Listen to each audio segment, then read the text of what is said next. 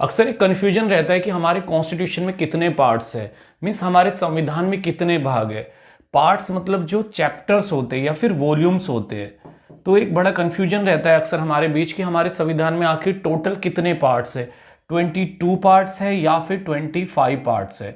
तो एक्चुअली अगर हमें क्वेश्चन इस फॉर्म में पूछा जाता है कि 1950 में कितने पार्ट्स थे हमारे कॉन्स्टिट्यूशन में, जब कॉन्स्टिट्यूशन इंप्लीमेंट हुआ 26 जनवरी 1950 को, तो उस टाइम थे हमारे 22 पार्ट्स।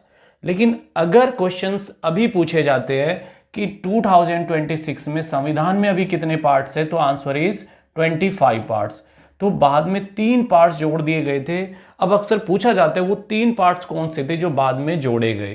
तो इसका जो राइट आंसर है वो एक पार्ट जो जोड़ा गया था पार्ट 4A, जिसमें है फंडामेंटल ड्यूटीज।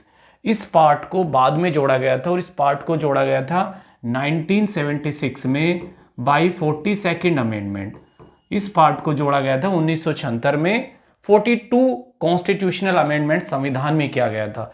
और जो दूसरा पार्ट जोड़ा गया था कोऑपरेटिव सोसाइटी, जो पार्ट 9B है, जिसको जोड़ा गया था 2011 में बाय 97th कॉन्स्टिट्यूशनल अमेंडमेंट।